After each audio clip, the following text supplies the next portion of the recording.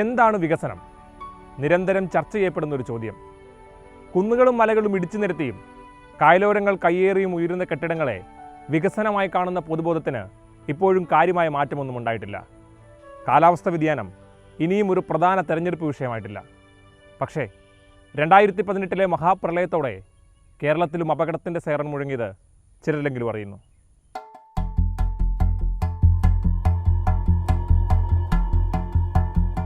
അധിനിവേശത്തിൻ്റെയും കയ്യേറ്റത്തിൻ്റെയും ചരിത്രം ലോകത്താകമാനം പ്രകൃതി വിരുദ്ധമായ ഒരു നയം രൂപപ്പെടുത്തി. ലാഭത്തിൻ്റെയും നഷ്ടത്തിൻ്റെയും കണക്കുകൾ മാത്രം പറയുന്ന, പ്രകൃതിയുടെ നരമ്പിൽ നിന്നും രക്തമൂറ്റി കുടിക്കുന്ന ഒരു വിപണി രൂപപ്പെട്ടു. പ്രകൃതിയെക്കുറിച്ച് സംസാരിക്കുന്നത് മനുഷ്യനുൾപ്പെടെയുള്ള എല്ലാ ജീവജാലങ്ങളും അപകടത്തിലാണെന്ന് പറയുന്നത് തങ്ങളെ ബാധിക്കുന്ന പ്രശ്നമല്ലെന്ന പൊതുബോധം രൂപപ്പെട്ടു. കാലാവസ്ഥാ വ്യതിയാനം ഒരു തട്ടിപ്പാണെന്ന് അമേരിക്കൻ മുൻ പ്രസിഡന്റ് ഡൊണാൾഡ് ട്രംപിന് പറയാൻ കഴിയുന്നത് ലാഭനഷ്ടക്കണക്കുകൾ മാത്രം ആലോചിക്കുന്ന ഒരു വിപണിയുടെ സ്വാധീനം ചൂണ്ടിക്കാണിക്കുന്നു. പക്ഷേ ലോകത്ത് പല ഭാഗത്തായി കാലാവസ്ഥാ വ്യതിയാനം നിയന്ത്രിക്കാൻ കഴിയാത്ത രീതിയിലേക്ക് മാറിക്കഴിഞ്ഞു. തിരിച്ചറിവുണ്ടാകുന്നില്ലെങ്കിലും ഈ വഴി ശരിയല്ല എന്ന് കൂടുതൽ പേർ പറഞ്ഞു തുടങ്ങിയിരിക്കുന്നു. പ്രകൃതിയിൽ നിന്ന് വിഭവങ്ങൾ എടുക്കുക, ആ വിഭവങ്ങളെ റീപ്ലേസ് ചെയ്യാൻ പ്രകൃതിക്ക് കഴിയുന്ന അത്രയും എടുക്കുക, ഉൽപ്പാദിപ്പിക്കുന്ന വിഭവങ്ങൾ അവശിഷ്ട രൂപത്തിൽ ഭൂമിയിലേക്ക് തന്നെ മടങ്ങിപ്പോവുക, അവയെ പ്രകൃതി പുനഃചംക്രമണത്തിന് വിധേയമാക്കുക. ഈ ഒരു പാറ്റേൺ ആയിരുന്നു. ഈ പാറ്റേണിൽ അടിസ്ഥാനപരമായ വിച്ഛേദമുണ്ടായത് കഴിഞ്ഞ ഈ മുതലാളിത്ത ഉൽപ്പാദനം എന്ന് വിളിക്കുന്ന ഒന്നിൻ്റെ രംഗപ്രവേശത്തോടെയാണ്. കാരണം ഭൂമിയിൽ നിന്ന് എടുക്കുന്ന വിഭവങ്ങളുടെ തോത് പെരുകി. എങ്ങനെ പെരുകി എന്ന് ചോദിച്ചാൽ, ഭൂമിക്ക് റീപ്ലേസ് ചെയ്യാൻ പറ്റാത്ത മട്ടിൽ വിഭവങ്ങളുടെ കവർന്നെടുക്കൽ പെരുകി. മറുഭാഗത്ത് ഭൂമിയിലേക്ക് നിക്ഷേപിക്കുന്ന അവശിഷ്ടങ്ങളുടെ തോതും പെരുകി. ഏതളവിൽ എന്ന് ചോദിച്ചാൽ, ഭൂമിക്ക് ഒരു നിലയിലും മാനേജ് ചെയ്യാൻ പറ്റാത്ത അല്ലെങ്കിൽ സ്വീകരിക്കാൻ പറ്റാത്ത നിലയിൽ അതിൻ്റെ ഉത്സർജനത്തിൻ്റെ അല്ലെങ്കിൽ ഭൂമിയിലേക്കുള്ള നിക്ഷേപത്തിൻ്റെ തോത് കൂടി. ഫലത്തിൽ ഭൂമി ഒരു ഭാഗത്ത് വിഭവശൂന്യമായി, മറുഭാഗത്ത് അത് ഒരു ചപ്പുകൂനയായിട്ട് മാറുകയും ചെയ്തു. ഈ ചപ്പുകൂനയ്ക്കും വിഭവശൂന്യതയ്ക്കും മുകളിലാണ് വാസ്തവത്തിൽ നാം നമ്മുടെ ജീവിതം ഇപ്പോൾ ജീവിച്ചു കൊണ്ടിരിക്കുന്നത്. അതുകൊണ്ട് നമ്മുടെ ജീവിതഘടനയിലും വികസന സമീപനത്തിലും അടിസ്ഥാനപരമായ തിരുത്തലുകൾ വരുത്താതെ പാരിസ്ഥിതിക സന്തുലനത്തെ പുനഃസ്ഥാപിക്കുക സാധ്യമല്ല.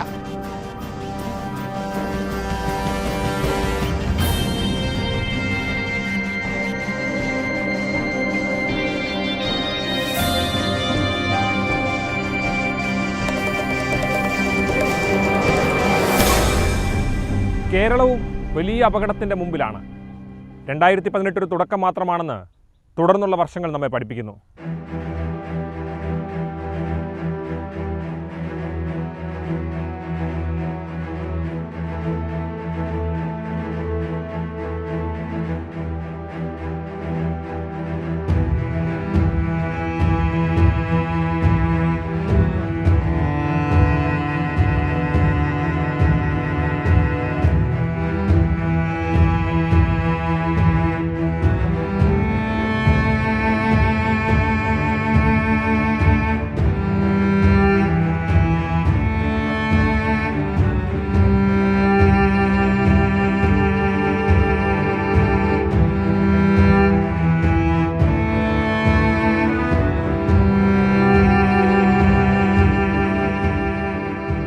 $483 മനുഷ്യർ, 20,000-ലധികം മൃഗങ്ങൾ, 4 ലക്ഷത്തിലധികം പക്ഷികൾ. 2018 പ്രളയക്കാഴ്ചകൾ ഇപ്പോഴും പേടിപ്പെടുത്തുന്നുണ്ട്.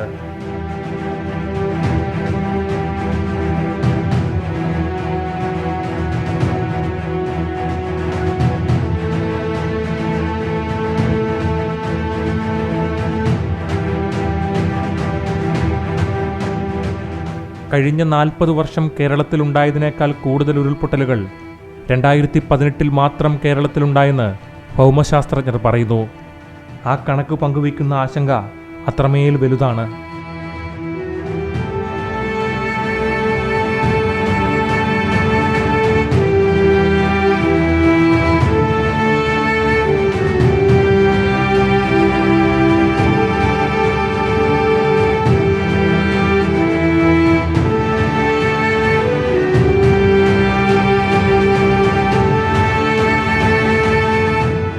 രണ്ടായിരത്തി 2018 ശേഷം മുൻപത്തെ അപേക്ഷിച്ച് സംസ്ഥാനത്ത് ചെറുതും വലുതുമായ ധാരാളം ഉരുൾപൊട്ടലുകളും മണ്ണിടിച്ചിലുകളും കുഴിലീകൃത മണ്ണൊലിപ്പും ഉണ്ടായി. 2018 ഉരുൾപൊട്ടലുണ്ടായ പ്രദേശങ്ങൾ വിണ്ടുകീറുന്നുവെന്നും കനത്ത മഴയുണ്ടായാൽ ഈ പ്രദേശങ്ങളിൽ വീണ്ടും ഉരുൾപൊട്ടൽ സാധ്യതയുണ്ടെന്നും ജിയോളജിക്കൽ സർവേ ഓഫ് ഇന്ത്യയുടെ പഠനം തന്നെ പറയുന്നു. 2019 അന്നത്തെ റവന്യൂ മന്ത്രി ഇ ചന്ദ്രശേഖരൻ ഏതൊക്കെ ജില്ലകളിലാണ് ഉരുൾപൊട്ടൽ സാധ്യതയെന്ന ചോദ്യത്തിന് നിയമസഭയിൽ നൽകിയ മറുപടിയിൽ പറയുന്നത് ആലപ്പുഴ ഒഴികെയുള്ള എല്ലാ ജില്ലകളിലും ഉരുൾപൊട്ടൽ സാധ്യത നിലനിൽക്കുന്നുവെന്നാണ്. അവിടെ നമ്മുടെ പ്രകൃതിക്കെന്തോ തകരാറ് സംഭവിച്ചിട്ടുണ്ടെന്ന് സ്വാഭാവികമായും നാം തിരിച്ചറിയേണ്ടതാണ്. ദേശീയ ഭൗമശാസ്ത്ര ഗവേഷണ കേന്ദ്രത്തിൻ്റെ 2010 പഠനപ്രകാരം 14.4% മേഖലകളാണ് സംസ്ഥാനത്ത് ഉരുൾപൊട്ടൽ ഭീഷണിയുള്ളത്.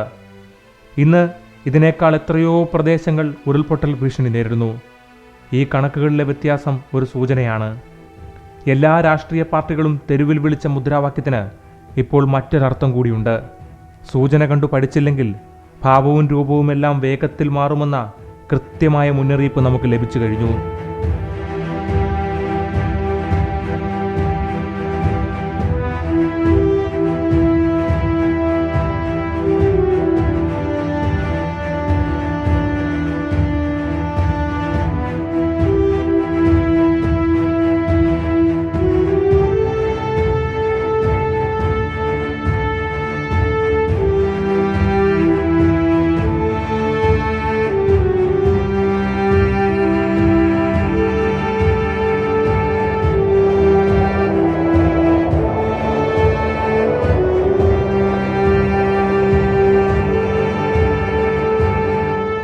കേരളത്തിലെ മനോഹരമായ കാലാവസ്ഥയ്ക്ക് അനുകൂലമായത് പ്രധാനമായും 2 ഘടകങ്ങളാണ്: പശ്ചിമഘട്ടവും അറബിക്കടലിൻ്റെ സാമീപ്യവും. ഇന്ന് ഈ 2 മേഖലകളിലും ഉണ്ടാകുന്ന മാറ്റം കേരളത്തിലെ കാലാവസ്ഥാ വ്യതിയാനത്തെ വല്ലാതെ സ്വാധീനിക്കുന്നുണ്ട്.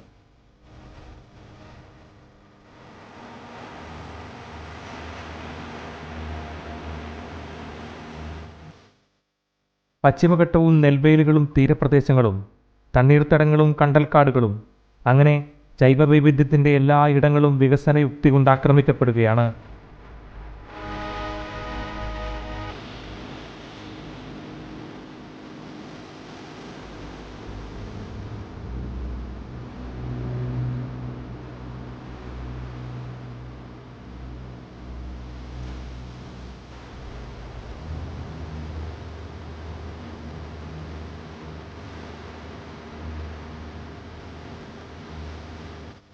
പശ്ചിമഘട്ടത്തിന് ശ്വാസം മുട്ടുന്നുവെന്ന് ഉറക്കെ പറയേണ്ട ഉത്തരവാദിത്തം പ്രകൃതിയിൽ ജീവിക്കുന്ന ഓരോ മനുഷ്യനും ഇന്നുണ്ട്.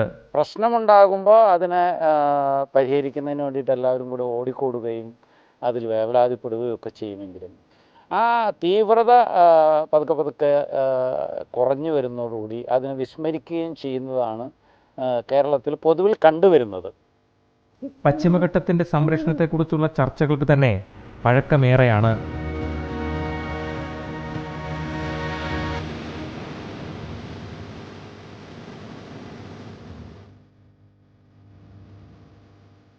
ആയിരത്തി 600 കിലോമീറ്റർ ദൈർഘ്യവും 100 കിലോമീറ്റർ വീതിയുമുള്ള പശ്ചിമഘട്ട മലനിരകൾ യുനെസ്കോയുടെ ലോക പൈതൃക പട്ടികയിൽ ഇടം പിടിച്ചിട്ടുണ്ട്.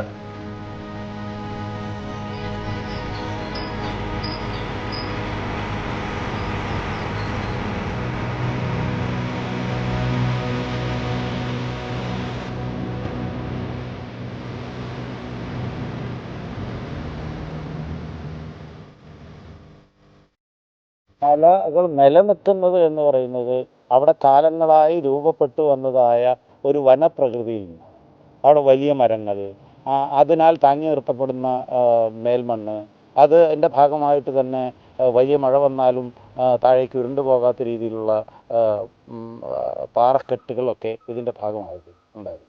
യഥാർത്ഥത്തിൽ ആദ്യഘട്ടത്തിലൊക്കെ ഈ പ്രദേശങ്ങളിൽ കൃഷിക്ക് വേണ്ടിയിട്ട് കുടിയേറി ജീവിക്കുന്ന മനുഷ്യർ അവരുടെ നിലനിൽപ്പിനെ കൂടി പരിഗണിച്ചുകൊണ്ടാണ് ആദ്യകാലത്ത് അവരുടെ വീടുകൾ ഉണ്ടാക്കുന്നതും കൃഷി നടത്തിയിരുന്നതും. പക്ഷേ വളരെ പെട്ടെന്ന് ലാഭമുണ്ടാക്കണം എന്ന് വിചാരിക്കുന്ന ആളുകൾ അവിടേക്ക് ചേർക്കുന്നതോട് കൂടിയിട്ടാണ് ഇത്തരത്തിലുള്ള പ്രകൃതിയുമായി ബന്ധപ്പെട്ടുകൊണ്ടുള്ള ജീവിതത്തിൽ യാതൊരു തിരിച്ചറിവുകളും ഇല്ലാത്ത രീതിയിൽ അവിടെ നിർമ്മാണ പ്രവർത്തനങ്ങൾ തുടങ്ങുന്നത്.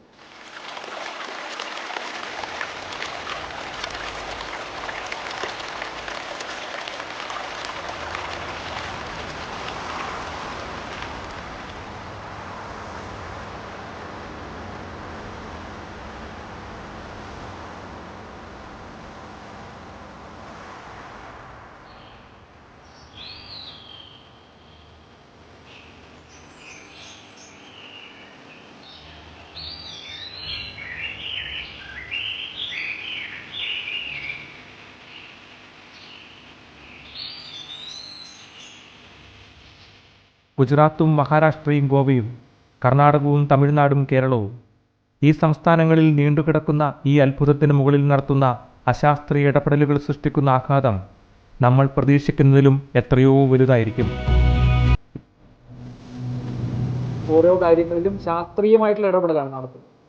ആകാശത്തോടി മനുഷ്യൻ സഞ്ചരിക്കുന്നുണ്ടെങ്കിൽ അത് ഭൂഗുരുത്വ ബലത്തിന് അതീതമായിട്ട് പ്രവർത്തിക്കുന്ന എയറോഡൈനാമിക്സ് തത്വം അനുസരിച്ചാണ്. എന്നതുപോലെ മണ്ണിടിയാൻ സാധ്യതയുള്ള പ്രദേശങ്ങൾ കണ്ടെത്തുകയും ആ മണ്ണിടിയാൻ സാധ്യതയുള്ള പ്രദേശങ്ങളിൽ മണ്ണിടിച്ചിലിന് ആഘാതം കൂട്ടുകയോ മണ്ണിടിച്ചിൽ കാരണമാവുകയോ ചെയ്യുന്ന തരത്തിലുള്ള പ്രവർത്തനങ്ങൾ ഐഡൻറ്റിഫൈ ചെയ്താൽ അത് ചെയ്യാതിരിക്കുകയും ചെയ്യുക എന്നുള്ളത് കോമൺ സെൻസാണ്. ഇത് മനുഷ്യൻ മാത്രമല്ല മറ്റ് ജീവജാലങ്ങളും അത് ചെയ്യാൻ സാധ്യതയുള്ളതാണ്. ഇവിടെ വിശേഷബുദ്ധി ഉണ്ടെന്ന് കരുതുന്ന മനുഷ്യർ ചില പ്രവർത്തനങ്ങൾ നടത്തിയാൽ മണ്ണിടിച്ചിലിന് കൂടാൻ സാധ്യതയുണ്ടെന്ന് കണ്ടുപിടിക്കുകയും എന്നാൽ ഇന്ന സ്ഥലങ്ങളാണ് മണ്ണിടിച്ചിലിന് സാധ്യതയുള്ളത് എന്ന് കണ്ടെത്തുകയും അവിടെ ഇത്തരം കാര്യങ്ങൾ ചെയ്യാൻ പാടില്ല എന്ന മുന്നറിയിപ്പുകൾ കിട്ടുകയും ചെയ്ത ശേഷം ആ മുന്നറിയിപ്പുകളെ പലപ്പോഴും നിയമമാക്കി മാറ്റുകയോ അല്ലെങ്കിൽ നിയമമാക്കി മാറ്റിയ ശേഷം അത് നടപ്പാക്കാതിരിക്കുകയോ ചെയ്യലാണ് ഇതിൽ ഗുരുതരമായിട്ടുള്ള പിഴവായിട്ട് ചൂണ്ടിക്കാണിക്കാൻ കഴിയും. ഈ ഇടപെടലുകൾ ഒരു വലിയ ആവാസ വ്യവസ്ഥയാണ് തകർക്കുന്നത്.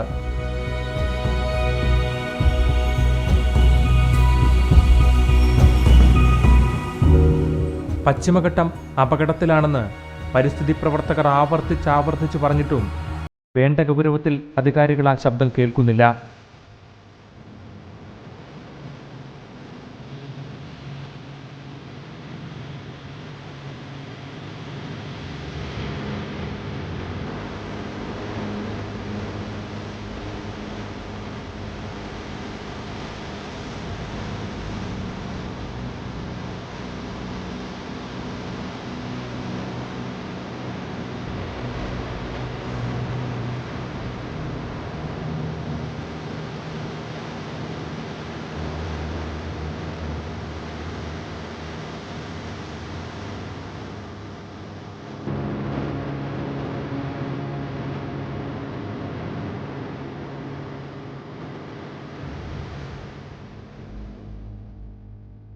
രണ്ടായിരത്തി 18 മഹാപ്രളയം ശക്തമായ മഴ കൊണ്ടുണ്ടായതാണെങ്കിലും അതിൻ്റെ തീവ്രത വർദ്ധിപ്പിച്ചത് നീണ്ടകാലമായി നമ്മൾ സ്വീകരിച്ചു പോന്ന അശാസ്ത്രീയ സമീപനങ്ങളാണ്. നമ്മുടെ എല്ലാ സംവിധാനങ്ങൾക്കും പിഴവ് സംഭവിച്ചിട്ടുണ്ട്. മുന്നിലേക്കാണ് നമ്മൾ നടക്കുന്നതെന്ന് തോന്നുമ്പോഴും പിന്നിലേക്കാണ് നമ്മൾ ഓടുന്നത്. 2018 പ്രളയം ഉണ്ടായത് അതിതീവ്രമായ മഴയുടെ ഭാഗമാണ്. അതിന് കാരണം കാലാവസ്ഥാ വ്യതിയാനമാണ് എന്ന് അംഗീകരിക്കുമ്പോൾ പോലും അതിനെ ഒരുപക്ഷെ തീവ്രമായ ഒരു ദുരന്തത്തിലേക്ക് നയിച്ചത് കേരളത്തിൻ്റേതായ ഭൂപ്രകൃതിയെ പരിസ്ഥിതിയെ മനസ്സിലാക്കാതെ നടന്നിട്ടുള്ള വികസന പ്രവർത്തനങ്ങളാണ്.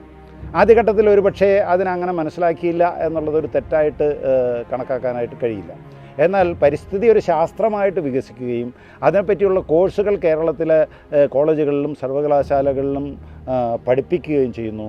കേരളത്തിലെ ഒരു വലിയ വിഭാഗം ആളുകൾ ഇതിനെപ്പറ്റിയുള്ള പരിഗണന വെച്ചുകൊണ്ട് ഗൗരവമായ ചർച്ച സമൂഹത്തിൽ ഉയർത്തിവിടുന്നു. എന്നിട്ട് പോലും യഥാർത്ഥത്തിൽ അങ്ങനെ ഒരു തിരിച്ചറിവിലേക്ക് എത്തിയത് പ്രളയാനന്തരമാണ്. വൈകിയാണെങ്കിലും ഈ മേഖലയിൽ സ്വയം വിമർശനാത്മകമായി പരിശോധിക്കേണ്ടതുണ്ടെന്ന് നമ്മുടെ രാഷ്ട്രീയ നേതൃത്വത്തിനും സമ്മതിക്കേണ്ടി വരുന്നു. ഒരു നിമിഷം പോലും വൈകാതെ അതീവ ജാഗ്രതയോടെ നമ്മുടെ സംവിധാനങ്ങൾ ഈ മേഖലയിൽ ഇടപെടേണ്ടതുണ്ട്.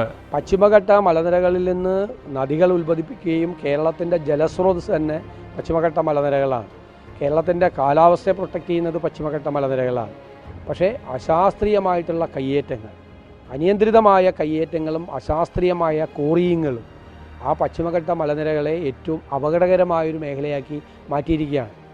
മലകൾ തുരന്നെടുക്കുകയാണ്. 2018 ശേഷം ആയിരക്കണക്കിനാണ് ചെറിയതും വലുതുമായ ലാൻഡ് സ്ലൈഡുകൾ ഉണ്ടായിരിക്കുന്നത്, മലയിടിച്ചുകൾ ഉണ്ടായിരിക്കുന്നത്. ചിലത് ശ്രദ്ധയിൽപ്പെടും, ചിലത് ശ്രദ്ധയിൽപ്പെടില്ല, ചിലത് വലിയ ദുരന്തങ്ങളുണ്ടാക്കും, ചിലത് ചെറിയ പ്രത്യാഘാതങ്ങളുണ്ടാക്കും. പക്ഷേ നിരന്തരമായി കഴിഞ്ഞ 3 വർഷക്കാലമായിട്ട് ഈ മലയിടിച്ചിലുകളും മണ്ണിടിച്ചിലുകളും ഉണ്ടാകുകയാണ്. വലിയ ദുരന്തങ്ങൾ മാത്രം വരുമ്പോൾ അത് ചർച്ച ചെയ്യപ്പെടുകയാണ്. കൊട്ടേഷൻ മാഫിയ സംവിധാനങ്ങളെപ്പോൾ തന്നെ പ്രവർത്തിക്കുന്ന കോറി മാഫിയ സംഘങ്ങൾ കേരളത്തിലും ശക്തമാണ്.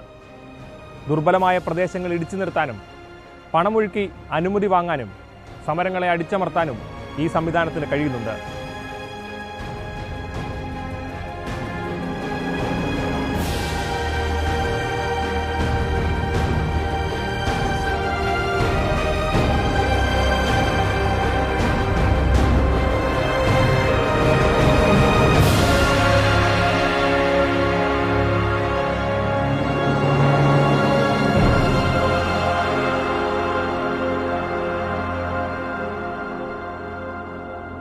കേരളത്തിലാണെങ്കിൽ 2% പ്രദേശത്ത് മാത്രമാണ് അതീവ മണ്ണിടിച്ചിൽ പ്രദേശമായിട്ട് നമ്മൾ ശാസ്ത്രീയമായിട്ട് കണ്ടെത്തി ഡിജിറ്റൽ മാപ്പ് ഉണ്ടാക്കി വെച്ചിരിക്കുന്ന സ്ഥലങ്ങൾ ഉള്ളത്.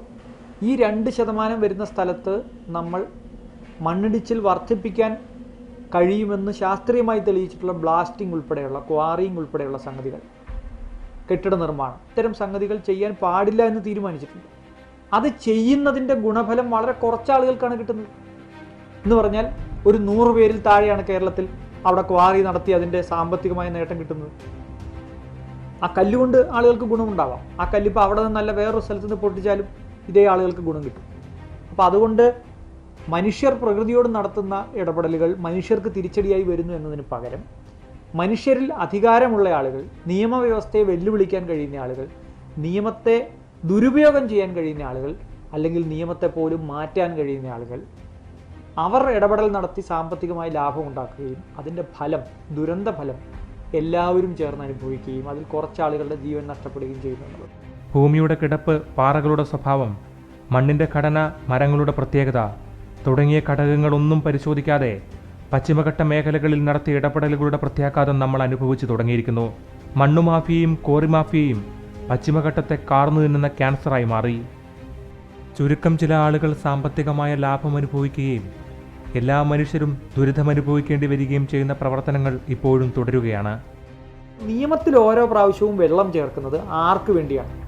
ഇത് സംസ്ഥാന സർക്കാരിൻ്റെ ഏതെങ്കിലും ഉദ്യോഗസ്ഥരോ സംസ്ഥാന സർക്കാരോ ഇവിടുത്തെ ഒരു വ്യവസായം നടക്കട്ടെ എന്ന് വിചാരിച്ച് കൊടുക്കുന്നതല്ല. ഇതിൻ്റെ പിന്നിൽ കോടിക്കണക്കിന് രൂപയുടെ സാമ്പത്തിക ഇടപാടുണ്ട്.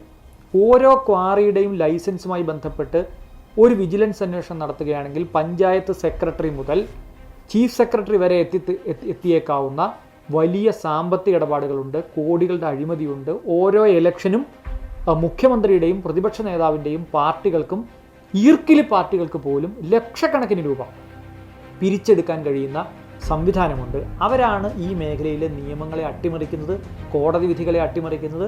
വല്ലപ്പോഴും ജനങ്ങൾക്ക് കോടതിയിൽ പോയി കിട്ടുന്ന നീതി മാത്രമാണ് ഈ മേഖലയിൽ നടക്കുന്നത്. സംസ്ഥാന സർക്കാരിനെതിരെയും ചോദ്യങ്ങൾ ഉയരുന്നുണ്ട്.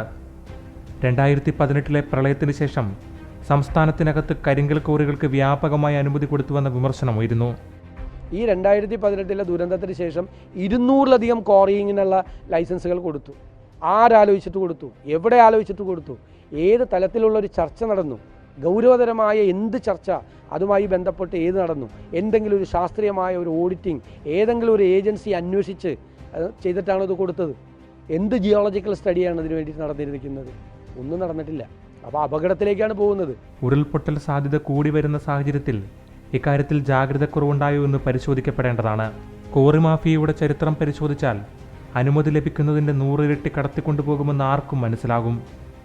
സാമ്പത്തികമായ ലാഭം മാത്രം നോക്കുന്ന അവരിൽ നിന്നും മനുഷ്യസ്നേഹവും പ്രകൃതി സ്നേഹവും ഒന്നും പ്രതീക്ഷിക്കരുത്. ഈ കാലാവസ്ഥാ വ്യതിയാനത്തിൻ്റെ ഏറ്റവും സൂക്ഷ്മാംശത്തിലേക്ക് കടന്നാൽ ഏറ്റവും ആർഭാടപൂർണമായ ജീവിതം ജീവിക്കുന്ന അതിന്യൂനപക്ഷമായ ഒരു സമ്പന്ന സമൂഹത്തിൻ്റെ ജീവിത സൗഭാഗ്യങ്ങൾക്ക് വേണ്ടിയാണ് മഹാഭൂരിപക്ഷം വരുന്ന ദരിദ്രരായ മനുഷ്യർക്ക് വില കൊടുക്കേണ്ടി വരുന്നത്. ഇപ്പോൾ നമ്മുടെ തന്നെ ജീവിത പരിസരങ്ങൾ നോക്കിയാൽ ഈ മലയിടിച്ചും കുന്നിടിച്ചും ഉണ്ടാക്കിയെടുക്കുന്ന വികസന സൗകര്യങ്ങളൊക്കെ ആ പ്രദേശത്തെ മനുഷ്യർക്ക് അനുഭവവേദ്യമാകുന്നില്ല. മറിച്ച് അതെല്ലാം തന്നെ നഗരജീവിതത്തിൻ്റെയും ഉപരിവർഗ ജീവിതത്തിൻ്റെയും വിഭവ സ്രോതസ്സുകളായിട്ടാണ് ഏറിയ പങ്കും മാറിത്തീരുന്നത്. അപ്പോൾ ആ നിലയിൽ നോക്കിക്കഴിഞ്ഞാൽ ഏറ്റവും വലിയ ഒരു എക്കണോമിക് ഡിവൈഡിൻ്റെ ഇരകളെ പ്രകൃതി ദുരന്തത്തിൻ്റെ കൂടി ഇരകളാക്കി മാറ്റിക്കൊണ്ടാണ് വാസ്തവത്തിൽ നമ്മുടെ വികസന സമീക്ഷ മുമ്പോട്ട് പോകുന്നത്. അതുകൊണ്ട് പ്രകൃതിയെ സംരക്ഷിക്കുക എന്ന് പറയുന്നത് ഏറ്റവും അശരണരായ മനുഷ്യരെ സംരക്ഷിക്കുക എന്നിടത്തേക്ക് കൂടി ചെല്ലുന്നൊരാശയമാണ്.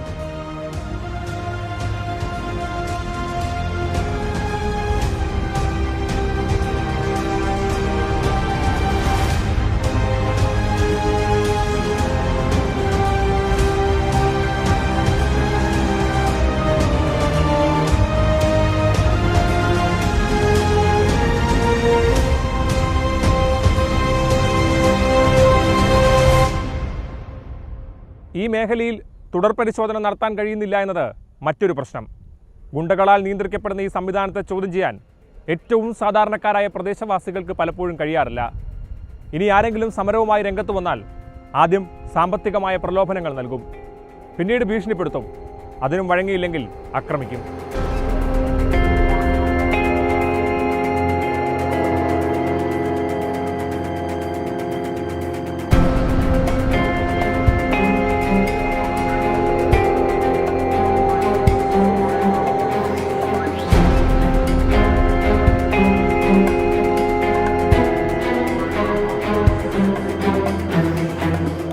നിങ്ങളൊരു ക്വാറിയുടെ പ്രദേശത്തേക്ക് നിങ്ങളുടെ ക്യാമറ കൊണ്ട് കൂടി പോയാൽ പോലും, ഒരു മാധ്യമപ്രവർത്തകനാണെങ്കിൽ പോലും തല്ല് കിട്ടാതെ തിരിച്ചു വരാൻ പറ്റില്ല. ഗുണ്ടകളാണ് ഈ ക്വാറിയുടെ പ്രദേശങ്ങൾ ഭരിക്കുന്നത്. നിങ്ങൾക്കൊരു ഫോട്ടോ എടുക്കാൻ പോലും പറ്റില്ല. നിയമപരമായി പ്രവർത്തിക്കുന്ന ഒരു ക്വാറിയിലേക്ക് പോകുന്ന ഒരാളെ തടയേണ്ട ആവശ്യം എന്താണ്? അപ്പോൾ കേരളത്തിലെ ഇത്തരം മേഖലയിൽ ഗവേഷണം നടത്തുന്ന ശാസ്ത്രജ്ഞർക്ക് പോലും ക്വാറി പ്രദേശം സന്ദർശിക്കാൻ കഴിയില്ല, ഗുണ്ടകളുടെ തല്ലുകൊള്ളേണ്ടി വരും. അപ്പോൾ അതുകൊണ്ട് ഗുണ്ടകളെ തീറ്റിപ്പോറ്റുന്ന, പോലീസിന് കൈക്കൂലി കൊടുക്കുന്ന, ജിയോളജി വകുപ്പിനും പൊല്യൂഷൻ കൺട്രോൾ ബോർഡ് വകുപ്പിനും കൈക്കൂലി കൊടുക്കുന്ന, സംസ്ഥാന വ്യവസായ വകുപ്പ് മന്ത്രിയുടെ ഓഫീസ് വരെ ചെന്നെത്തി നിൽക്കുന്ന വലിയ ഒരു ലോബിയാണ് ഈ ക്വാറി മാഫിയ എന്ന് പറയുന്നത്. അതുകൊണ്ടാണ് അവരെ നമ്മൾ മാഫിയ എന്ന് വിളിക്കുന്നത്. 2018 2019 ദുരന്തങ്ങളെ തുടർന്ന് 2019 ഡിസംബറിൽ കേരള സംസ്ഥാന ശാസ്ത്ര സാങ്കേതിക പരിസ്ഥിതി കൗൺസിൽ തുടർച്ചയായി ഉണ്ടാകുന്ന പ്രകൃതി ദുരന്തങ്ങളെ സംബന്ധിച്ച് പഠനം നടത്തി. കേരള സംസ്ഥാന ആസൂത്രണ ബോർഡിന് സമർപ്പിച്ച ഈ റിപ്പോർട്ട് ഇവിടെ പ്രസക്തമാണ്. ജാഗ്രത വേണ്ട സ്ഥലങ്ങളിൽ ഖനനം നിയന്ത്രിക്കുന്നതിന് ശക്തമായ നടപടി സ്വീകരിക്കണമെന്ന് റിപ്പോർട്ടിൽ പറയുന്നു. റിപ്പോർട്ട് വേണ്ടവിധം പരിഗണിക്കപ്പെട്ടില്ലെന്ന വിമർശനമുണ്ട്. സർക്കാരിൻ്റെ ശക്തമായ നിയന്ത്രണം ഖനന മേഖലയിൽ ഉണ്ടായില്ലെങ്കിൽ അത് വൻ നാശത്തിലേക്കാകും ഈ നാടിനെ കൊണ്ടുപോകുക. LDFന് ഒരു പ്രഖ്യാപിത ലക്ഷ്യമുണ്ട്. 2016 അവരുടെ പ്രകടന പത്രികയിൽ പറയുന്നത് ഈ ഖനിജങ്ങൾ അല്ലെങ്കിൽ ഖനനം എന്ന് പറയുന്നത് പൊതുമേഖലയിലാക്കും എന്നാണ്. 5 കൊല്ലം ഇതേപ്പറ്റി മിണ്ടിയിട്ടില്ല എന്ന് മാത്രമല്ല, പൊതുമേഖലയിലാക്കേണ്ട ആ ഒരു പ്രഖ്യാപനം നടത്തുന്നതിന് നീട്ടിവെച്ചുകൊണ്ട് കേരളത്തിൽ ഏതാണ്ട് 500-ലധികം ക്വാറികൾക്ക് അനുമതി നൽകുന്ന കാഴ്ചയാണ് നമ്മൾ കണ്ടത്. അതിൽ പലതും നിയമവിരുദ്ധമായി പ്രവർത്തിച്ച ക്വാറികളാണ്. ഇപ്പോൾ സർക്കാർ ഗൗരവമായി ആലോചിച്ചുകൊണ്ടിരിക്കുന്നത് കൃഷിക്ക് മാത്രമായി പതിച്ചു കൊടുത്ത ഭൂമികളിൽ ഭൂപതിവ് നിയമം ഭേദഗതി ചെയ്തുകൊണ്ട് എങ്ങനെ പുതിയ ക്വാറികൾ ആരംഭിക്കാം എന്നുള്ളതാണ്. അപ്പോൾ ക്വാറിയിങ് മേഖലയിൽ ഈ സർക്കാരിനെ നയിക്കുന്നത് ക്വാറി ലോബിയുടെ തന്നെ തീരുമാനങ്ങളാണെന്നും അത് ഇടതുപക്ഷം മുന്നോട്ട് വയ്ക്കുന്ന വിഭവങ്ങളോടുള്ള സമീപനമല്ല എന്നും നമുക്ക് കാണാൻ കഴിയും. ദുരന്ത നിവാരണ അതോറിറ്റി പുറത്തിറക്കിയ ഓറഞ്ച് ബുക്കിൻ്റെ അടിസ്ഥാനത്തിൽ ധാരാളം പ്രവർത്തനങ്ങൾ കേരളത്തിൽ നടന്നിട്ടുണ്ട്. ചുരുങ്ങിയ സമയം കൊണ്ട് പരിഹരിക്കാൻ കഴിയുന്ന ഒരു പ്രശ്നമല്ല ഇപ്പോൾ നമ്മൾ നേരിടുന്നതെന്ന് തിരിച്ചറിയണം. കൂട്ടായ പ്രവർത്തനവും പുതിയ സമീപനവും ആവശ്യമാണ്.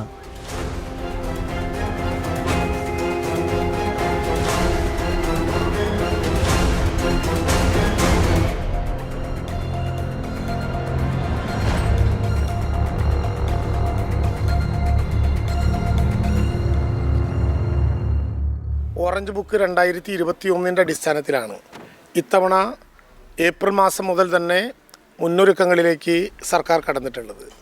ആ മുന്നൊരുക്കങ്ങളുടെ ഭാഗമായി തീർച്ചയായും ഓറഞ്ച് ബുക്ക് 2021 രേഖപ്പെടുത്തിയ എല്ലാ വിഷയങ്ങളിലും കൃത്യതയോടുകൂടി ഇടപെടാൻ കഴിഞ്ഞിട്ടുണ്ട് എന്നുള്ളത് അനുഭവങ്ങളുടെ അടിസ്ഥാനത്തിൽ ബോധ്യപ്പെടുന്ന ഒരു പ്രധാനപ്പെട്ട കാര്യമാണ്. കഴിഞ്ഞ ഒരു കാലയളവിനകത്ത് ഓറഞ്ച് ബുക്ക് 2021 ഹൈലി വർണബിളായി രേഖപ്പെടുത്തിയിട്ടുള്ള പ്രദേശങ്ങൾ, ഹൈലി ഹസാർഡായിട്ടുള്ള പ്രദേശങ്ങൾ, IMD നൽകുന്ന മുന്നറിയിപ്പുകൾക്കൊപ്പം ചലിക്കേണ്ട പ്രവർത്തനങ്ങൾ, ഈ കാര്യത്തിലൊക്കെ ഏറെ കൃത്യത പുലർത്താൻ വേണ്ടി കഴിഞ്ഞിട്ടുണ്ട്.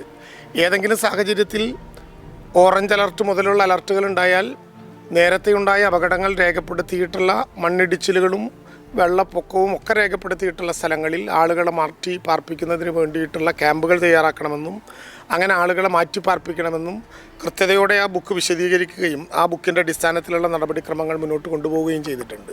ശക്തമായ മഴ പെയ്യുമ്പോൾ ആ വെള്ളം ഒഴുകിപ്പോകേണ്ടതുണ്ട്. മലമുകളിലെ നീർച്ചാലുകൾ ചോലകളാകണം, ചോലകൾ തോടുകളാകണം, തോടുകൾ പുഴകളാക്കണം.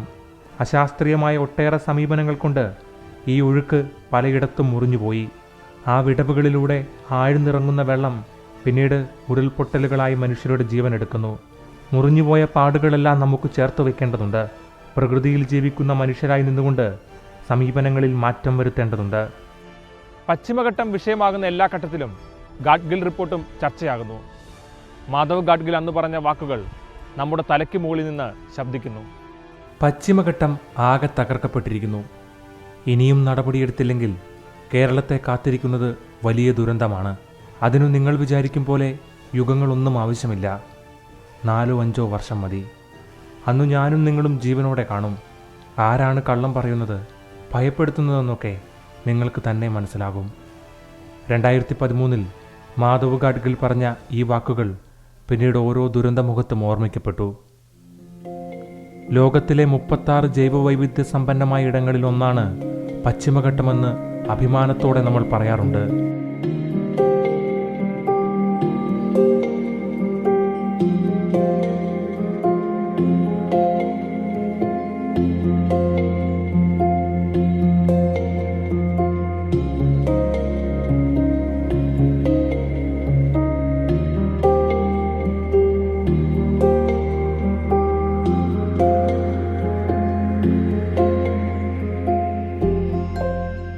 പശ്ചിമഘട്ടത്തിൽ മാത്രം കാണുന്ന ജീവജാലങ്ങളെക്കുറിച്ചുള്ള പഠനങ്ങൾ ഇപ്പോഴും തുടരുകയാണ്. കേരളത്തെ സംബന്ധിച്ച് ചരിത്രപരമായ പശ്ചാത്തലം കൂടി പശ്ചിമഘട്ടത്തിനുണ്ട്. കേരളത്തെ ചരിത്രപരമായി സവിശേഷതയുള്ളൊരു സമൂഹമാക്കി മാറ്റിയതിൽ അറബിക്കടലിനും പശ്ചിമഘട്ടത്തിനുമുള്ള പങ്ക് വളരെ വലുതാണ്. നമ്മുടെ വിനിമയ ബന്ധങ്ങൾ, വാണിജ്യം, ലോകവുമായുള്ള നമ്മുടെ സഞ്ചാര വിനിമയങ്ങൾ, ഇതൊക്കെ ഈ അറബിക്കടൽ വഴി രൂപപ്പെട്ടതാണ്. ഇങ്ങോട്ടുള്ള കടന്നുകയറ്റങ്ങളെ തടഞ്ഞു നിർത്തിയത് പശ്ചിമഘട്ടമാണ്. ആ നിലയിൽ ഒരു പ്രത്യേക സമൂഹമായി, ഒരു സംസ്കാരമായി തീരാൻ കേരളത്തെ സഹായിച്ചതിൽ ഇതിന് വലിയ പങ്കുണ്ട്.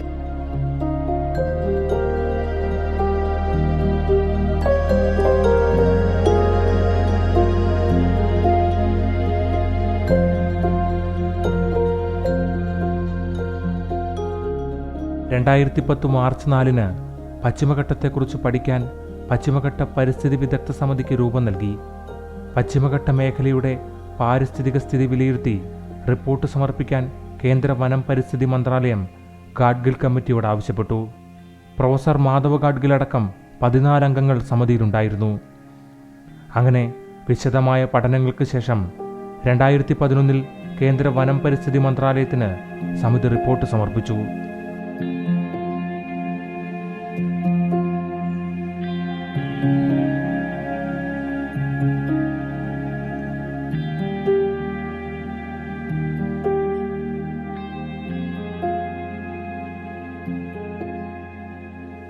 മുഴുവൻ പശ്ചിമഘട്ട പ്രദേശത്തെയും പരിസ്ഥിതി ലോല പ്രദേശമായി റിപ്പോർട്ടിൽ കണക്കാക്കുന്നു. പശ്ചിമഘട്ടത്തെ 3 തരം പരിസ്ഥിതി ലോല മേഖലകളായി തരംതിരിക്കുന്നുണ്ട്. 3 സോണുകളിലും എന്തൊക്കെ ചെയ്യാം, എന്തൊക്കെ ചെയ്യരുതെന്ന് വിശദമായി റിപ്പോർട്ടിൽ പറയുന്നു. വനസംരക്ഷണം, പാറ പൊട്ടിക്കൽ, കൃഷി, ഭൂവിനിയോഗം, മണൽവാരൽ, പശ്ചാത്തല വികസനം, അങ്ങനെ ഓരോ മേഖലകളും പഠനവിധേയമാക്കിയിരിക്കുന്നു. റിപ്പോർട്ട് പുറത്തു വന്നതിന് പിന്നാലെ കേരളത്തിലടക്കം വലിയ പ്രതിഷേധങ്ങളുണ്ടായി. കൃഷിയും ഭൂവിനിയോഗവും സംബന്ധിച്ച കാര്യങ്ങളിൽ പരിസ്ഥിതി തീവ്ര നിലപാടാണ് ഗാഡ്ഗിൽ റിപ്പോർട്ടിലുള്ളതെന്ന് പ്രതിഷേധക്കാർ പറഞ്ഞു.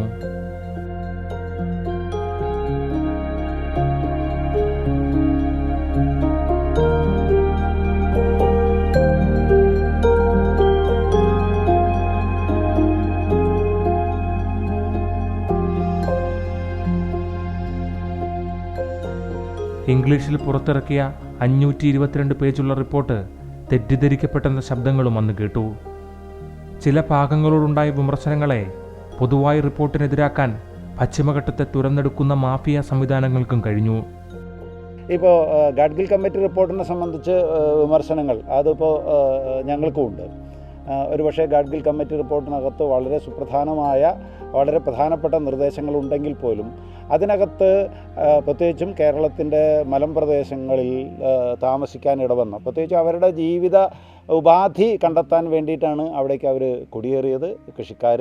പക്ഷേ അവരുടെ ജീവിതവുമായി ബന്ധപ്പെട്ടുകൊണ്ട് അവരുടെ അഭിപ്രായം തേടി അത് ഉൾക്കൊണ്ടുകൊണ്ടുള്ള ഒരു സമീപനം പലപ്പോഴും അതിനകത്ത് ഉണ്ടാകാതെ പോയിട്ടുണ്ട് എന്നുള്ളതാണ് പ്രധാനപ്പെട്ടതായ വിമർശനം. 25 ഡിഗ്രിയിൽ കൂടുതൽ ചെരിവുള്ള പ്രദേശങ്ങളിൽ ഏതെങ്കിലും തരത്തിലുള്ള കെട്ടിടങ്ങൾ വെച്ചാൽ തീർച്ചയായിട്ടും അത് അപകടമുണ്ടാക്കും എന്നുള്ളത് ഭൗമശാസ്ത്രപരമായ വൈദഗ്ധ്യമുള്ള മുഴുവൻ ആളുകളും പറഞ്ഞിട്ടുള്ളതാണ്. പക്ഷേ അതൊന്നും പരിഗണിക്കാതെ കുത്തനെ തന്നെ ചെരിവുകൾ വെട്ടി അതിൻ്റെ നിരപ്പായിട്ടുള്ള പ്രദേശത്ത് വലിയ കെട്ടിടങ്ങൾ, അതും ചെറിയ കെട്ടിടങ്ങളല്ല, വലിയ കെട്ടിടങ്ങൾ നിർമ്മിച്ചിരിക്കുന്നത് നമുക്ക് കാണാനായിട്ട് കഴിയും. ഇങ്ങനെ കെട്ടിട നിർമ്മാണം എന്ന് പറയുന്നത് കേരളത്തിൽ ഒരു വലിയ വരുമാനമുണ്ടാക്കുന്ന ലാഭമുണ്ടാക്കുന്ന ഒരു പ്രക്രിയയായി മാറിക്കഴിഞ്ഞിരിക്കുകയാണെന്ന്. വിവാദങ്ങളെ തുടർന്ന് ഗാഡ്ഗിൽ റിപ്പോർട്ടിനെക്കുറിച്ച് പഠിച്ച് റിപ്പോർട്ട് സമർപ്പിക്കാൻ ഡോക്ടർ കെ കസ്തൂരിരംഗൻ്റെ നേതൃത്വത്തിലുള്ള പുതിയ കമ്മിറ്റിയെ നിയോഗിച്ചു. ഗാഡ്ഗിൽ റിപ്പോർട്ടിൻ്റെ കാതൽ കസ്തൂരിരംഗൻ റിപ്പോർട്ട് ഇല്ലാതാക്കിയെന്ന വിമർശനമുയർന്നു. എന്നാൽ 2018ഓടെ പ്രകൃതിയിലുണ്ടാകുന്ന വലിയ മാറ്റങ്ങളെ പ്രകടമായി തന്നെ നമ്മൾ തിരിച്ചറിഞ്ഞു തുടങ്ങി.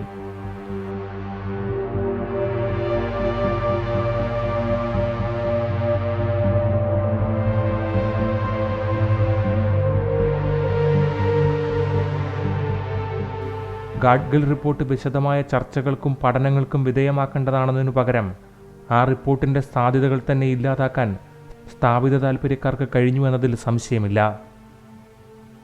ഇന്ന് കൂടുതൽ ആളുകൾ തിരിച്ചറിയുന്നു, യോജിപ്പിൻ്റെ കടൽ മുമ്പിലുള്ളപ്പോഴും സൂക്ഷ്മാംശത്തിലെ വിയോജിപ്പുകൾക്ക് വേണ്ടി മാറ്റിവെക്കപ്പെടേണ്ടതായിരുന്നില്ല ഗാഡ്ഗിൽ കമ്മിറ്റി റിപ്പോർട്ടെന്ന്. അന്ന് മുഖ്യധാര രാഷ്ട്രീയ പാർട്ടികൾ സ്വീകരിച്ച നിലപാടുകളും ഇന്ന് ചർച്ച ചെയ്യപ്പെടുന്നു. ലോകത്ത് പല രാജ്യങ്ങളിലും പരിസ്ഥിതി വിഷയങ്ങൾ ഇന്ന് പ്രധാന തെരഞ്ഞെടുപ്പ് വിഷയമായി കഴിഞ്ഞു. കേരളത്തിലും വരുന്ന കാലങ്ങളിൽ ഏറ്റവും പ്രധാനപ്പെട്ട തെരഞ്ഞെടുപ്പ് വിഷയമായി പ്രകൃതിയിലെ മാറ്റങ്ങൾ മാറുമെന്ന് ഉറപ്പിച്ചു പറയാൻ കഴിയുന്ന സാഹചര്യത്തിലാണ് നമ്മൾ ജീവിക്കുന്നത്. ഇപ്പോൾ എവിടെയാണ് പ്രതീക്ഷ എന്ന് ചോദിച്ചാൽ 10 വർഷം മുമ്പുള്ളതിനേക്കാൾ കൂടുതൽ ആളുകൾക്ക് ഇപ്പോൾ ഈ വിഷയം അവനവനെ നേരിട്ട് ബാധിക്കുന്നതാണ് എന്ന തോന്നലുണ്ടായിരിക്കുന്നു. അതിനനുസരിച്ചുള്ള മാറ്റം ഉണ്ടാക്കണം എന്ന് വന്നിരിക്കുന്നു.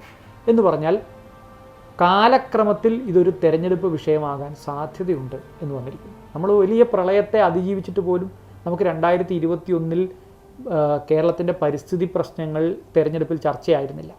പക്ഷേ ഇത് തുടർച്ചയായി അടുത്ത 3 വർഷം ഉണ്ടാവുകയാണെങ്കിൽ തീർച്ചയായിട്ടും അടുത്ത തെരഞ്ഞെടുപ്പിൽ ഇതൊരു വിഷയമാകുമെന്നും ആളുകളെ കുറച്ച് വെറുപ്പിച്ചാണെങ്കിലും ചില നിബന്ധനകൾ, ചില നിയന്ത്രണങ്ങൾ നടപ്പാക്കേണ്ടതാണെന്ന് സർക്കാരിന് തോന്നാനും സാധ്യതയുണ്ട്. ഏതായാലും മഴ പെയ്യുമ്പോൾ തോന്നുന്ന ഒരു ആശങ്ക 5 ദിവസം അടുപ്പിച്ച് വെയിൽ കണ്ടാൽ മലയാളിക്ക് ഉണ്ടാകാതെ പോകുന്നു എന്നുള്ളിടത്താണ് രാഷ്ട്രീയക്കാർ, രാഷ്ട്രീയ പാർട്ടികൾ പരിസ്ഥിതി വിഷയം നമുക്ക് പിന്നീട് ചർച്ച ചെയ്യാം എന്ന് വിചാരിച്ചിരിക്കുന്നു. വേരുകൾ വെട്ടിമുറിച്ചിട്ട് മരങ്ങളോട് കടപുഴകി വീഴരുതെന്നും ഹൃദയം വരെ തുരന്നെടുത്തിട്ട് കുന്നുകളോട് ഇടിഞ്ഞു വീഴരുതെന്നും പറയുന്ന യുക്തിയിൽ ഇനിയും മുന്നോട്ട് പോകാൻ കഴിയില്ലെന്ന് തിരിച്ചറിയണം. പരിസ്ഥിതിയെക്കുറിച്ചുള്ള നമ്മുടെ ആലോചനകളെ കേവലം ഉപരിപ്ലവമായ ആലങ്കാരികമായ വാചകമടികളായി അവസാനിപ്പിക്കാതെ പരിസ്ഥിതി എന്ന് പറയുന്നത് ഏറ്റവും താഴെ തട്ടിലുള്ള മനുഷ്യരുടെ നിലനിൽപ്പിൻ്റെ അടിസ്ഥാനമായി കഴിഞ്ഞിരിക്കുന്നു, അതിനെ ബാധിക്കുന്ന പ്രശ്നമായി കഴിഞ്ഞിരിക്കുന്നു എന്ന നിലയിൽ അതിനെ തിരിച്ചറിയാൻ കഴിയണം. ഇപ്പോൾ കടലോരം നോക്കൂ, കേരളത്തിലെ കടലോരങ്ങൾ കഴിഞ്ഞൊരു 10 കൊല്ലത്തിനിടയിൽ ചുരുങ്ങിയത് 50 മീറ്ററെങ്കിലും ഉള്ളിലേക്ക് എത്തിയിട്ടുണ്ട്. നമ്മുടെ എല്ലാ കടലോരങ്ങളും ഇപ്പോൾ ഓരോ മലവെള്ളത്തിലും മഴക്കാലത്ത് നമ്മൾ കാണുന്ന എന്താണ്, കടൽ കയറി വരുന്നു, വീടുകൾ കടലിലേക്ക് മറിഞ്ഞു പോയിക്കൊണ്ടേയിരിക്കുന്നു, മറുഭാഗത്ത് മലയിടിഞ്ഞ് താഴേക്ക് വന്നുകൊണ്ടേയിരിക്കുന്നു, മലവെള്ളപ്പാച്ചിൽ ഉണ്ടാകുന്നു, ദരിദ്രരായ മനുഷ്യർ ഇത് രണ്ടിലും പെട്ട് നിരാധാരരായിത്തീരുന്നു. അതുകൊണ്ട് ഈ പാരിസ്ഥിതിക ഉത്കണ്ഠ എന്നുള്ളത് ഒരടിസ്ഥാന രാഷ്ട്രീയ പ്രശ്നമായി, സാമൂഹ്യ രാഷ്ട്രീയ പ്രശ്നമാണ് എന്ന തിരിച്ചറിവോടെ അതിനെ നമ്മുടെ നയസമീപനങ്ങളുടെ കേന്ദ്രത്തിൽ കൊണ്ടുവരാൻ നമ്മുടെ പ്രസ്ഥാനങ്ങൾ പൊതുവിൽ തയ്യാറാകണം, ഭരണകൂടങ്ങൾ തയ്യാറാകണം. അതിപ്പോൾ പ്രാദേശികമായ ഒരു ഭരണ സംവിധാനത്തിന് ഇതാകെ പരിഹരിക്കാൻ കഴിയുമോ എന്ന് ചോദിച്ചാലില്ല. പക്ഷേ ഈ കൺസേൺ എന്നത് മാറണം. വികസനത്തിൻ്റെ കേന്ദ്രത്തിൽ പാരിസ്ഥിതികത എന്നുള്ളതൊരു പ്രധാന ഘടകമായി ഉയർന്നു വരിക തന്നെ വേണം. ചെറിയ മഴകളിൽ പോലും നമ്മുടെ പുഴകളിലെ ജലനിരപ്പ് വേഗത്തിൽ ഉയരുകയാണ്. പുഴകളിൽ വലിയ തോതിൽ അടിഞ്ഞുകൂടിയിരിക്കുന്ന എക്കലും ചെളിയും നീക്കം ചെയ്യാൻ പൊതുജന പങ്കാളിത്തത്തോടെയുള്ള പ്രവർത്തനങ്ങൾ ആവശ്യമാണ്. മലയിടിച്ചിലുകൾ മുഴുവൻ നമ്മുടെ ഡാമുകളിൽ എക്കൽ വന്നടിയാണ്, നമ്മുടെ നദികളിൽ എക്കലുകൾ വന്നടിയാണ്, മണ്ണും ചെളിയും വന്ന് കുമിഞ്ഞുകൂടിയാണ്. കുറച്ച് വെള്ളം വന്നാൽ വെള്ളം മുങ്ങുകയാണ് തീരപ്രദേശങ്ങളിൽ. അപ്പോൾ വളരെ അപകടകരമായ രീതിയിലേക്ക് മാറുകയാണ്. തുടർച്ചയായി മഴ പെയ്യുകയും തുടർച്ചയായി ഡാം നിറയുകയും കാച്ച്മെൻ്റ് ഏരിയയിലും നദീതടത്തിലും മഴ പെയ്തുകൊണ്ടിരുന്നാൽ എല്ലാ തീരപ്രദേശവും മുങ്ങുന്ന അപകടകരമായ സ്ഥിതിയിലേക്ക് കേരളം പോകും. അതുകൊണ്ട് അടിയന്തരമായി വെസ്റ്റേൺ ഗാട്സിനെ രക്ഷിക്കുക എന്നുള്ളത് ഒരു വലിയ പശ്ചിമഘട്ട മലനിരകളെ സംരക്ഷിക്കാൻ വേണ്ടിയിട്ടുള്ള വലിയൊരു മൂവ്മെൻറ്റ് കേരളത്തിൽ ഉണ്ടാകണം. അതിനെല്ലാ പിന്തുണയും ഞങ്ങൾ കൊടുക്കും. എക്കലും ചെളിയും നീക്കം ചെയ്യാനുള്ള പ്രവർത്തനങ്ങൾ നടക്കുന്നുണ്ടെങ്കിലും ആ പ്രവർത്തനങ്ങൾ കൂടുതൽ കാര്യക്ഷമമാക്കണമെന്ന് തന്നെയാണ് സംസ്ഥാന സർക്കാരും പറയുന്നത്. നമ്മുടെ പുഴകളിൽ ചെറിയ മഴകൾ പോലും വെള്ളം നിറയ്ക്കുന്നു എന്നുള്ള ഒരു യാഥാർത്ഥ്യം, അത് എക്കലും മണലും എടുത്തു മാറ്റേണ്ട ഒരു അനിവാര്യതയിലേക്ക് വിരൽ ചൂണ്ടുന്നുണ്ട് എന്നത് യാഥാർത്ഥ്യമാണ്. അക്കാര്യങ്ങളിൽ ഏറ്റവും ശ്രദ്ധയോടുകൂടിയിട്ടുള്ള സ്റ്റെപ്പുകളാണ്, നടപടികളാണ് ഇനി തുടർന്ന് വെക്കേണ്ടത് എന്ന അഭിപ്രായം തന്നെയാണ് സർക്കാരിനുള്ളത്. അക്കാര്യത്തിൽ എവിടെയെങ്കിലും കുറവുകൾ ഉണ്ടായിട്ടുണ്ടെങ്കിൽ അത് ഗൗരവമായി പരിശോധിച്ചൊരു മാസ്റ്റർ പ്ലാൻ്റെ അടിസ്ഥാനത്തിൽ ചെളിയും എക്കലും നീക്കാനുള്ള നടപടിക്രമങ്ങൾക്ക് തുടക്കം കുറിക്കണം എന്നാണ് കരുതുന്നത്. തൽക്കാലം നമുക്ക് എല്ലാ വിഭാഗത്തെ ആളുകളുടെയും അഭിപ്രായങ്ങൾ അറിയാനും മുന്നൊരുക്കങ്ങൾ നടത്താനും കൂടുതൽ അത് വർദ്ധിപ്പിക്കാനും ഒക്കെയുള്ള ആവശ്യകത വളരെ ശ്രദ്ധയോടെ തന്നെ സർക്കാർ നോക്കിക്കാണുന്നുണ്ട്.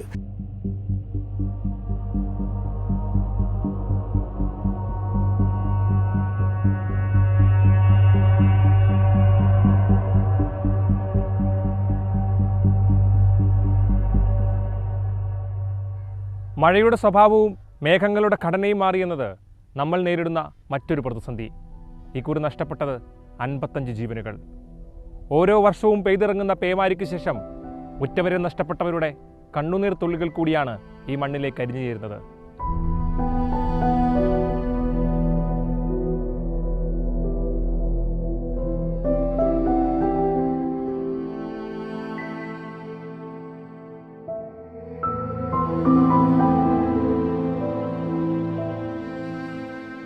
കോട്ടയത്ത് കൂട്ടിക്കലിലും ഇടുക്കിയിൽ കൊക്കയാറിലുമുണ്ടായ ദുരന്തത്തിനിടയാക്കിയ അതിതീവ്ര മഴയെക്കുറിച്ച് കേന്ദ്ര കാലാവസ്ഥാ വകുപ്പ് യാതൊരു മുന്നറിയിപ്പും നൽകിയിരുന്നില്ലെന്ന് റവന്യൂ മന്ത്രി കെ രാജൻ നിയമസഭയെ അറിയിച്ചു.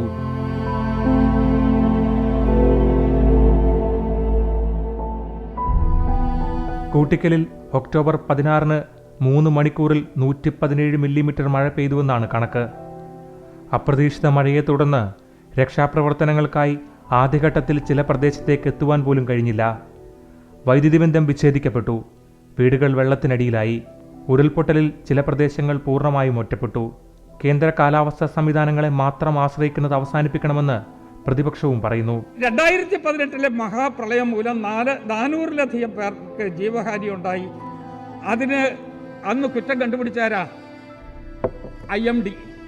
IMD വേണ്ട വിധത്തിൽ നമുക്ക് വിവരങ്ങൾ ശേഖരിച്ച് തന്നില്ല, അതുകൊണ്ടാണ് ഈ പ്രശ്നമുണ്ടായത് എന്ന് പറഞ്ഞു. നമ്മൾ അതിനൊരു പരിഹാരവും തേടി. നമ്മൾ ചെയ്ത പരിഹാരം എന്താണ്?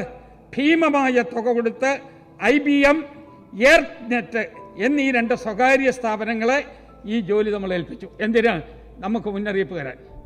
അപ്പോൾ ആദ്യം ഉണ്ടായിരുന്ന IMDയുടെ വിവരം ശരിയല്ലെന്നും അവർ നമ്മളെ ചതിച്ചു എന്നും ഏറെക്കുറെ കണ്ടെത്തിയതിന് ശേഷം 2 സ്വകാര്യ ഏജൻസികളെ നമ്മളിത് ഏൽപ്പിച്ച് അവർക്ക് നമ്മൾ കൊടുക്കേണ്ട തുക എത്രയെന്ന് ഗവൺമെൻറ്റിന് അറിയാം. ഏതായാലും ഭീമമായ ഒരു തുകയാണ്. അത് കൊടുത്തു. പക്ഷേ അവരൊരു മുന്നറിയിപ്പും ഈ ഗവൺമെൻറ്റിന് തന്നില്ലേ? നമ്മൾ ഏൽപ്പിച്ച ഒരു പണിയും അവർ ചെയ്തില്ലേ? സർ, മഹാപ്രളയത്തിന് ശേഷം പോസ്റ്റ് ഡിസാസ്റ്റർ നീഡ് അസസ്മെൻറ്റ് നടത്തിയിരുന്നു. ഈ പോസ്റ്റ് ഡിസാസ്റ്റർ നീഡ് അസസ്മെൻറ്റിൻ്റെ അകത്ത് റിപ്പോർട്ടിൽ അങ്ങിവിടെ പറയാത്തൊരു ഭാഗം കൂടി ഞാൻ ഓർമ്മിപ്പിക്കാം. 18 മുതൽ 27 വരെ അക്കമിട്ട് പറഞ്ഞിരിക്കുന്ന ചില കാര്യങ്ങളുണ്ട്. സർ, അതിലേതെങ്കിലും ഒരു കാര്യമെങ്കിലും നമുക്ക് ചെയ്യാൻ പറ്റിയിട്ടുണ്ടോ? മുന്നറിയിപ്പുകളുടെ കാര്യത്തിലെ തർക്കത്തിനിടയിലും ഒരു കാര്യം ഉറപ്പ്: കേരളത്തിലെ പ്രത്യേക സാഹചര്യത്തിൽ പ്രാദേശികമായ മുന്നറിയിപ്പ് സംവിധാനങ്ങൾ ആവശ്യമാണ്. ലഘുമേഘ വിസ്ഫോടനങ്ങൾക്കും കൂമ്പാരമേഘങ്ങൾക്കും മുമ്പിൽ പകച്ചു നിൽക്കുകയാണെന്ന് കേരളം.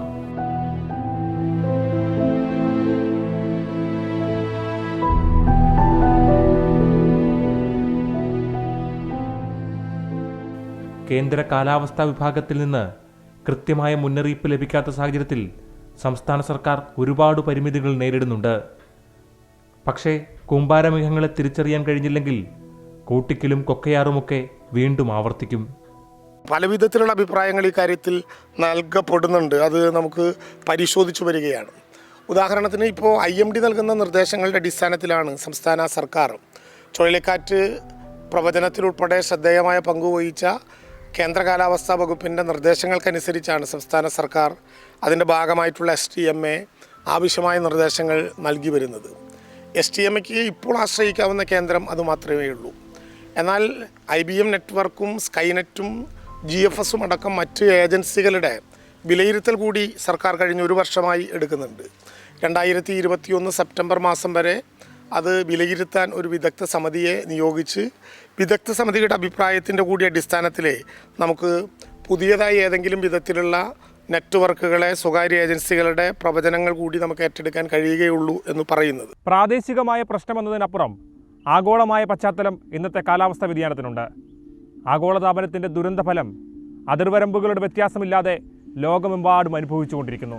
കേരളത്തിൽ പെയ്യുന്ന മഴയ്ക്കും ആഗോളതാപനത്തിനും തമ്മിൽ എന്താണ് ബന്ധം? ലളിതയുക്തിയിൽ ആ ചോദ്യം ചോദിക്കാം. കേരളത്തിൽ ആവശ്യത്തിനു മഴ ലഭിക്കുന്നതിന് അറബിക്കടലിൻ്റെ സാമീപ്യം പ്രധാനപ്പെട്ടതാണ്. അറബിക്കടലിൽ നിന്നുയരുന്ന നീരാവി തെക്കു പടിഞ്ഞാറൻ കാറ്റിനൊപ്പം സഞ്ചരിക്കുകയും പശ്ചിമഘട്ട മലനിരകൾ തടഞ്ഞു നിർത്തുകയും നീരാവി ഘനീഭവിച്ച് മഴയായി പെയ്തിറങ്ങുകയും ചെയ്യുന്നു. നമുക്കാവശ്യത്തിനു മഴ ലഭിക്കുന്നത് ഈ പ്രക്രിയയിലൂടെയാണ്. പക്ഷേ കേരളത്തിൽ ഇന്നു പെയ്യുന്ന അതിതീവ്ര മഴയ്ക്കും ഒരു കാരണം അറബിക്കടലിലെ സാമീപ്യം തന്നെയാണ്. കഴിഞ്ഞ കാലങ്ങളിൽ മറ്റു സമുദ്രങ്ങളെ അപേക്ഷിച്ച് ആഗോളതാപനത്തിൻ്റെ ഭാഗമായി അറബിക്കടലിന് ചൂട് കൂടുകയാണ്. കൂടുതൽ നീരാവി ഇതോടെ ഉയരുന്നു. കാറ്റിനൊപ്പം എത്തുന്ന ഈ നീരാവി പശ്ചിമഘട്ട മലനിരകളിൽ തട്ടി ഉയർന്ന് വലിയ മേഘക്കൂട്ടങ്ങളാകുന്നു. ഈ കൂമ്പാരമേഘങ്ങൾ വലിയ മഴയായി ഒരു പ്രദേശത്തേക്ക് പെയ്തിറങ്ങുന്നു.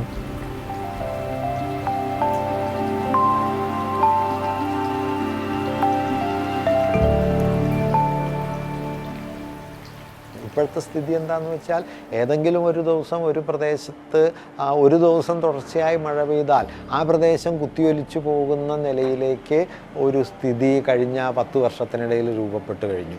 എല്ലാ വർഷവും മലവെള്ളപ്പാച്ചിൽ വരുന്നു. ഇനി അങ്ങോട്ട് നമ്മളിത് തുടർച്ചയായി പ്രതീക്ഷിക്കുകയും വേണം. കാരണം പെയ്യുന്ന മഴയുടെ അളവ് അതിതീവ്രമായി. നമ്മളിപ്പോൾ 10 സെൻറ്റിമീറ്ററിന് മുകളിൽ മഴ പെയ്യുന്ന ദിവസങ്ങൾ എത്രയോ കുറവായിരുന്നു, അല്ലെങ്കിൽ ഒരാണ്ടിൽ എത്രയോ കുറവായിരുന്നു. ഇപ്പോഴാകട്ടെ 10 സെൻറ്റിമീറ്ററിൽ കൂടുതൽ പെയ്യുന്ന അതിതീവ്ര മഴകൾ നമ്മുടെ ഒരു സ്വാഭാവിക രീതിയായി മാറിക്കൊണ്ടിരിക്കുന്നു. ഇപ്പോൾ കഴിഞ്ഞ ദിവസങ്ങളിൽ പെയ്ത ഒരു സ്ഥലത്ത് 25 സെൻറ്റിമീറ്ററിന് മുകളിലും 30 സെൻറ്റിമീറ്ററിന് മുകളിലും ഒരൊറ്റ ദിവസം മഴ പെയ്യുന്നു. 30 സെൻറ്റിമീറ്ററിന് മുകളിൽ ഒരു പ്രദേശത്ത് ഒരു ദിവസം തുടർച്ചയായി മഴ പെയ്താൽ ആ പ്രദേശം വലിയ തോതിലുള്ള കുത്തിയൊലിച്ചു പോകലിന് വിധേയമാകും.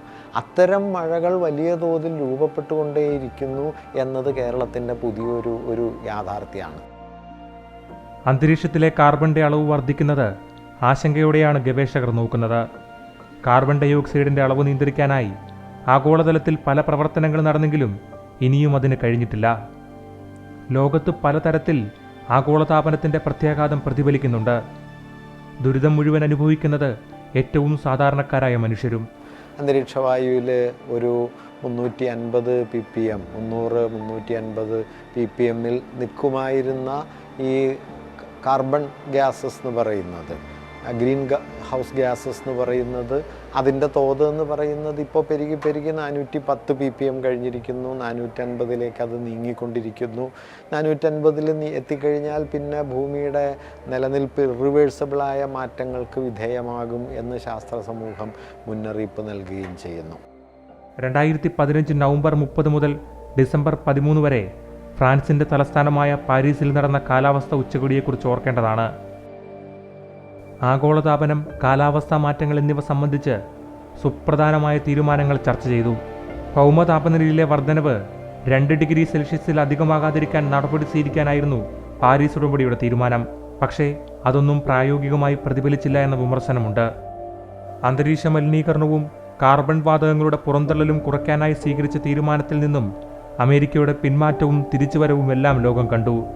അമേരിക്ക സാമ്പത്തിക ബാധ്യതയാണെന്ന് പറഞ്ഞ് പിന്മാറിയപ്പോൾ ചില ചോദ്യങ്ങൾ അന്നുയർന്നു.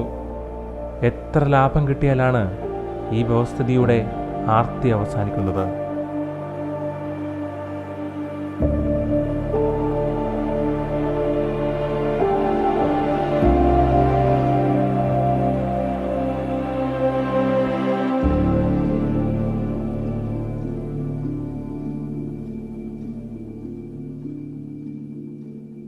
കാലാവസ്ഥയിലുണ്ടാകുന്ന മാറ്റങ്ങൾ ഒരൊറ്റ വഴിയിൽ വിശദീകരിക്കാൻ കഴിയുന്ന ഒന്നല്ല.